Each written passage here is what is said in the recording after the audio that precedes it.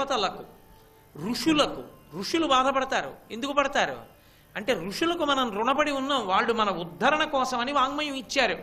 కోట్లు ఖర్చు పెడతాడు, రామాయణం ఇంట్లో ఉండదు. కోట్లు ఖర్చు పెడతాడు, భారతం ఉండదు. కోట్లు ఖర్చు పెడతాడు, భాగవతం ఉండదు. నాకెన్నో వచ్చంటాడు. పోతన గారి భాగవతంలోంచి ఒక్క పద్యం భోజనం చేసేటప్పుడు పిల్లాన్ని కూర్చోబెట్టుకుని చెప్పడం. తన కొడుక్కి 2 పద్యాలు నేర్పడు, 2 రామాయణంలో 2 శ్లోకాలు నేర్పడు. సరికదా, అసలు రాముడంటే సీతమ్మ అంటే ఎవరో తెలియనట్టు ఇంగ్లీష్లో మాట్లాడడం చాలా గొప్ప అనుకుంటాడు. ఇప్పుడు ఋషి రుణం ఏమైంది? మేమిచ్చి వీళ్ళు చదువుకుని బాగుపట్టలేదు, ఋషులు బాధపడతారు. ఋషులు బాధపడితే ఈశ్వరుడు బాధపడతాడు. కాబట్టి దేవతలకు, ఋషులకు, నీకు అంటే భూదేవికి పాపులు పెరిగిపోతే నీకు బాధ కాదు, బరువు ఎక్కువైపోతుంది. నాకు ధర్మం ఉండదు, లుప్తమైపోతుంది. కాబట్టి నాకు, నీకు, నాకు, నానా వర్ణాశ్రమములకు, వర్ణములకు ఆశ్రమములకు కూడా బాధ కలుగుతుంది. విపరీత ప్రబోధాలు చేసేటటువంటి వాళ్ళు ఎక్కువైపోతారు. ఒరే నువ్వు ఇది చేయకూడదురా అంటే ఏది చేయకూడదన్నాడో అది చేస్తాననేవాడు ఒకడు, నువ్వు ఇది చెయ్యరా అంటే నేను చెయ్యనని వదిలిపెట్టేసేవాడు మరొకడు.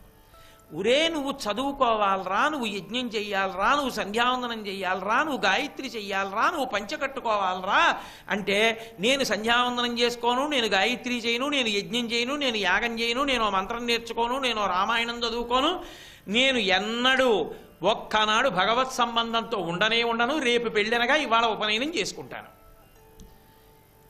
ఎవడు అసలు ధర్మంలో ఉండాలో, ఎవడు ఎక్కువ బరువు మోయ్యాలో వాడు వదిలేస్తాడు. నానా వర్ణాశ్రమములకు, ఆశ్రమాలు, బ్రహ్మచారిగా ఉండవలసిన వాడు గృహస్థులో బతుకుతాడు. చిన్న వయసులో చదువుకోవలసిన వాడికి కామప్రకోపం. గృహస్థుగా ఉండవలసిన వాడు అబ్బా ఏమిటండి ఇవన్నీ అని సన్యాసిలా బతుకుతాడు. సన్యాసిలా బతకవలసిన వాడు నేను ఎందుకు ఎంత తక్కువ మాట్లాడితే అంత మంచిది. కాబట్టి ఏ ఆశ్రమంలో ఉండవలసిన వాడు ఆ ఆశ్రమంలో ఉండవలసిన వాడిగా ఉండడు.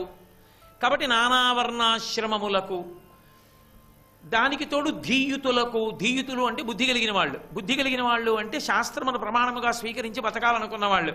వాడు ఎక్కడ బతుకుతాడు? వాడిని బతకనివ్వరు. నానా ఇబ్బంది, ఒక్కటి సక్రమంగా ఉండదు. ధీయుతులకు, గోవులకు బాధ ఎనచు కుందెదననగా, వ్యాపారం చేయడానికి గోవు కూడా ఉపకరణమే అయిపోతుంది. కాబట్టి నాకు 3 కాళ్ళు లేవని ఏడవట్లేదు, నేను ఇన్నిటికీ బాధని ఏడుస్తున్నాను. అది నా బాధ. పోయింది ధర్మం అంది అంటే పోయిందా లేదా అక్కడే తెలిసింది.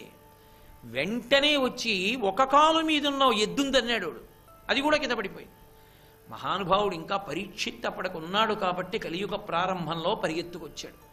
వాచవి అయిన గడ్డిదిని వాహినులందు జలంబు తాగగా నీ పాదంబులనెవ్వడు నిర్దళితంబుగ చేసే వాడు తా కేచరుడైన భూషణయుక్త బాహులన్ వేచని తుంచివైతు వినివేధికి నేగిన నెలడాగినన్ అన్నాడు.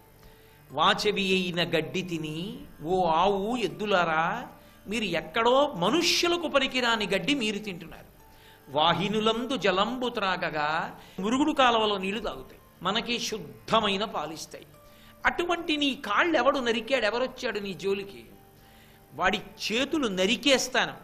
ఎవడు తనంత తాను రక్షించుకోలేని బలహీనుడు ఉంటాడో వాడు ధర్మాన్ని పట్టుకుని ఉన్నప్పుడు వాడిని రక్షించడం, అధర్మంతో ధర్మాన్ని పట్టుకున్న వాడిని పాడు చేస్తున్న వాడిని శిక్షించడం రాజు యొక్క కర్తవ్యం.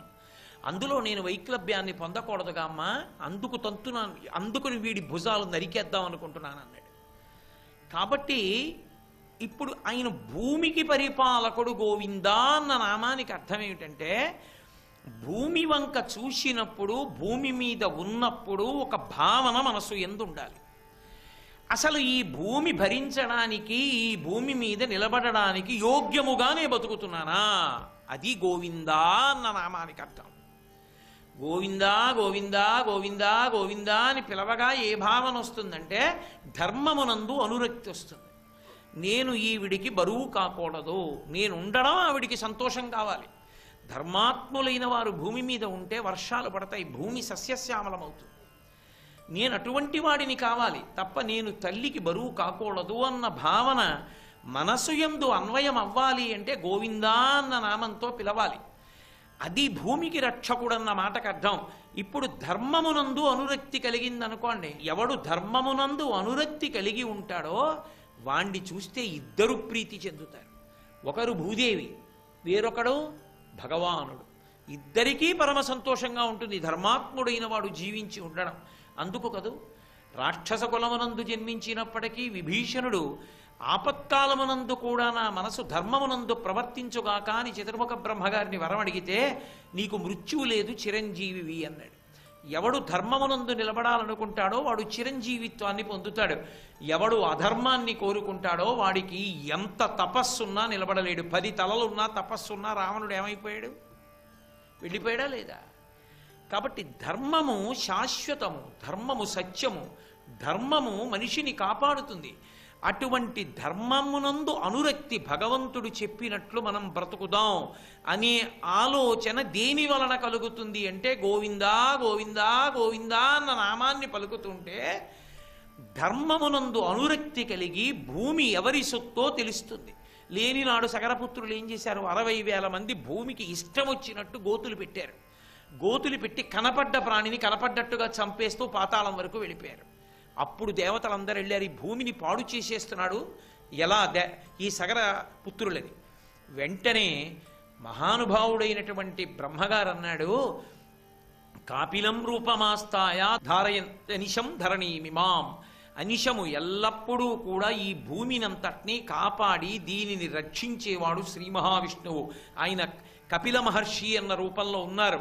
ఆయన చంపేస్తారు ఇలాంటి పనులు చేస్తే. కాబట్టి కపిలుని యొక్క ఆగ్రహ జ్వాలల యందు ఈ 60,000 మంది సగరపుత్రులు బూది కుప్పలుగా పడిపోతారన్నారు. అధర్మం చేసి భూమిని పాడు చేద్దామనుకున్న సగరపుత్రులు ఏమయ్యారు? చిట్ట చివరికి భస్మరాసులై పడిపోయారు. ఎంత దారుణంగా పడిపోయారంటే వాళ్ళకి ఉత్తరక్రియలు కూడా లేవు. జలతర్పణ చేయడానికి ఈ భూమి మీద ఉన్న నీళ్లు పనికిరావు. మహానుభావుడు భగీరథుడు ఆ వంశంలో పుట్టాడు కాబట్టి, గంగని ఆకాశం నుంచి తీసుకొచ్చాడు కాబట్టి ఆ గంగా ప్రవాహం ప్రవహిస్తే పాతాళలోకం వరకు వెడితే భోగవతి అన్న పేరుతో వెళ్ళి సగరుల యొక్క శరీరముల బూది కుప్పల మించి ప్రవహిస్తే అప్పుడు వాళ్ళకి ఉత్తమ గతులు కల్పింపబడ్డాయి. అప్పటి వరకు అలాగే పడి ఉండిపోయారు. కాబట్టి గోవిందా అన్న నామము చేత ఈ భూమికి రక్షకుడు ఆయన అన్న భావన మనకి మనసులో బాగా పెరుగుతుంది. మీరు ఇంకొకటి గమనించండి, అసలు దేవాలయంలో కూడా శ్రీ భూ సమేత శ్రీ మహావిష్ణువుగా ఉంటారు. ఒక పక్క శ్రీదేవి, ఒక పక్క భూదేవి ఉంటారు. ఇద్దరు పద్మాలు పట్టుకుని అయ్యవారి వైపుకి వంగి ఉంటారు. ఇటు శ్రీదేవి ఇటు భూదేవి ఉండడంలో తాత్పర్యం ఏమి అంటే, ఒక పక్క భూదేవి తన ధర్మాన్ని తాను నెరవేరుస్తుంది.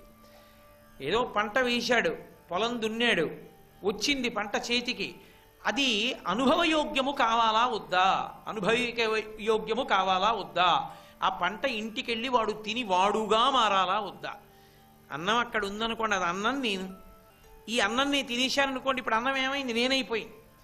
పండిన పంట నేనైపోవాలా వద్దా అంటే మధ్యలో ఉన్న ఆయన వంక చూస్తుంది భూదేవి. ఇదంతా చేరచ్చా ఇంటికి? చేరవచ్చంటే శ్రీదేవిగా మారుతుంది. ధాన్యాగారాలు నిండుతాయి, కడుపులు నిండుతాయి. ఏ ధర్మం పాటిస్తున్నారని చేరాలి, ఏ పుణ్యకార్యం జరుగుతోందని చేరాలి, నే చెప్పిన శాసనం ఎవడు పాటిస్తున్నాడని చేరాలి అని ఈశ్వరుడు పశ్చాత్తాపం కూడా లేని వాళ్ళకి ఎందుకు అని ఇలా అన్నాడు అనుకోండి. భూదేవి అనుగ్రహం శ్రీదేవిగా మారదు. అప్పుడే విపత్తులు సంభవిస్తాయి. ఏదో జలప్రలయాలు రావడం, లేకపోతే తుఫాన్లు రావడం, లేకపోతే ఏదో వరదలు రావడం, లేకపోతే మిడతల దండులు రావడం, చోర భయం, రకరకాలుగా భూదేవి నుంచి వచ్చినది శ్రీదేవిగా మారకుండా పోతుంది. అంటే మధ్యలో ఉన్నవాడు పరిపాలకుడై వాడి పాదముల యందు భక్తితో అన్న మాటకు అర్థం కేవలంగా ఏదో పట్టుకొచ్చి వాడికి అభిషేకాలు, వాడికి పూజలు చేసేయడం కాదు. ఎందుకు చెయ్యాలంటే ధర్మమునందు అనురక్తి వలన. ధర్మమునందు అనురక్తి చేత ధర్మాన్ని చెప్పిన వాడి పాదాలు పట్టుకోవడం అలవాటైతే దాని చేత వాడు ప్రీతి చెంది అందరూ సంతోషంగా ఉండేటట్టు చూస్తాడే. ఈ అన్వయమయ్యేటటువంటి లక్షణం ఎక్కడి నుంచి వస్తుందంటే భూమి వాడి సొత్తన్న భావన నుండి వస్తుంది. అందుకని భూదేవి శ్రీ మహావిష్ణువు యొక్క భార్య అని చెప్పడంలో ఉన్న తాత్పర్యం అది. కాబట్టి ఇప్పుడు గోవిందా అన్నప్పుడు భూమి, ఈ భూమి ఆయన సొత్తు. ఆయన సొత్తు అయినప్పుడు ఆయన ధర్మాన్ని ఎలా నిలబెడుతూ ఉంటాడు? భూమికి బరువు పెరగకుండా ఉండాలంటే రాజు రూపంలో నిలబెడుతూ ఉంటాడు. ఇందాక మీకు చెప్పానుగా, అందుకే పరీక్షిత్ జోక్యం చేసుకున్నాడు. రాజుగా సింహాసనంలో కూర్చుని ప్రభుత్వంగా కూర్చుని పరిపాలన చేపడతాడు. పరిపాలన అంటే యోగ్యులైన వారికి అందేటట్టు చెయ్యడం, అయోగ్యులకు అందకుండా చేయడం. ఎవరు తప్పు చేశాడో వాణ్ణి శిక్షించడం, ఎవడు సన్మార్గంలో ఉన్నాడో వాణ్ణి రక్షించడం. ఇప్పుడు ఇది ఎవరిది? విష్ణువుది. ఆ విష్ణువు యొక్క అంశ ఎవరి యందు ప్రవేశించిందో వాడు పరిపాలకుడుగా ఉంటాడు. వాడు వాడి ధర్మంలో నిలబడకపోతే మళ్ళీ వాడికి పతనం సంభవిస్తుంది. అందుకనే అమ్మా, నేను చెయ్యవలసిన పని నేను చెయ్యకపోతే నా సమస్త ఐశ్వర్యములు పోతాయి, అందుకు నేను చెయ్యాలమ్మా అన్నాడు పరీక్షిత్. కర్తవ్యతానిష్ట ఆయన ధర్మం అయింది. కాబట్టి ఈ ధర్మచక్రం తిరగడం చేత ఈశ్వరుణ్ణి చేరడానికి మార్గమును ఏర్పరిచినవాడు కాబట్టి గోవిందా. గో, ఇప్పుడు చూడండి, భూమి ఆయన సొత్తు అని మొదలై దాని అన్వయం చేత చివరికి ధర్మ మార్గంలో ప్రయాణం చేసి ఎక్కడికి వెళ్ళాడు? ఈశ్వరుడి దగ్గరికే వెళ్ళాడు. అందుకని గోవిందా. అలాగే రెండవది ధేనుహు. ధేనుహు అంటే ఆవు. ఆవు సురభి అంటారు. అది అమృతతత్వంతో నిండిపోయి ఉంటుంది గోవు. గోవు యొక్క పృష్ఠభాగంలోంచి వచ్చేటటువంటి పాలు అమృతంతో సమానమైనది. ఆ గోవు సమస్తమైనటువంటి దేవతలు సూక్ష్మాంశములతో ఆ గోవు యొక్క శరీరమునందు ప్రవేశించి ఉంటారు. యద్గృహే దుఃఖితా గావః అని మనం ప్రతిరోజు గోపూజ చేసినప్పుడు చెప్పట్లా? ఏ ఇంట గోవు బాధపడుతుందో ఆ ఇల్లు వృద్ధిలోకి రాదు. ఏ ఊళ్ళో గోవు బాధపడుతుందో ఆ ఊరు వృద్ధిలోకి రాదు. ఏ ఊళ్ళో గోపూజలు విశేషంగా ఉండి గోవు ఆదరింపబడుతుందో ఆ ఊరు వృద్ధిలోకి వస్తుంది. అదే కదా దాని తాత్పర్యం. గోవుని సృజించినవాడు, గోవు ద్వారా ఈశ్వరుణ్ణి చేరుకునేటట్టు చేసినవాడు గోవిందుడు. ఎలా అంటే గోవు అనబడేటటువంటి ప్రాణికి ఒక్కదానికే ఒక ప్రత్యేకత ఉంది. వర్ణము ఆశ్రమము అన్న అధికార భేదం లేకుండా పూజించడానికి యోగ్యమైన ఏకైక పరదేవతా స్వరూపము గోవు ఒక్కటే. ఏదో బ్రహ్మచారి ఉన్నాడనుకోండి, కొన్నే చెయ్యొచ్చు. గృహస్థు కొన్నే చెయ్యొచ్చు, సన్యాసి కొన్నే చెయ్యొచ్చు, వానప్రస్థు కొన్నే చెయ్యొచ్చు. ఏదో వివిధ వర్ణముల వాళ్ళు ఒక్కొక్కటి చెయ్యొచ్చు. కానీ గోపూజ అందరూ చెయ్యొచ్చు. గోవుకు అరటిపండు అందరూ పెట్టచ్చు, గోవుకి గడ్డి అందరూ పెట్టచ్చు, గో సేవ అందరూ చెయ్యొచ్చు.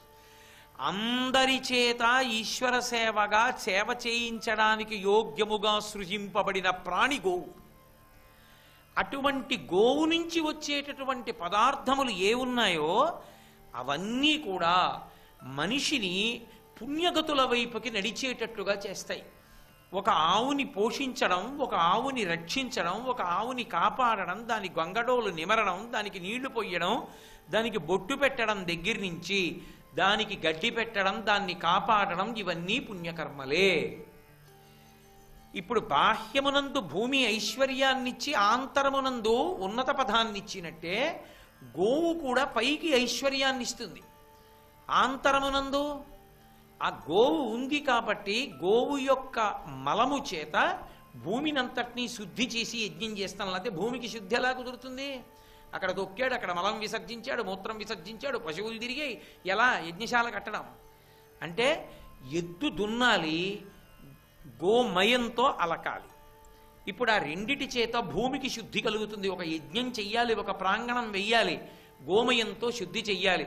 రేపు వాయుప్రతిష్ఠ చెయ్యాలి, ఆ ప్రాంగణాన్ని ముందు గోమయంతో అలకాలి. అలాగే పంచగవ్యములు నేను మీతో తరచుగా చెప్తుంటాను. ఆవు పాలు, పెరుగు, నెయ్యి, ఇటువంటివి, మలము, మూత్రము, ఈ ఐదు లేకపోతే అసలు పాపములను నశింపచేయడం కుదరదు. ఒక పెద్ద కార్యానికి యజమానిగా కూర్చోబెట్టారనుకోండి, అది మహోత్కృష్టమైన కార్యం, యజమానిగా కూర్చోబెట్టారు.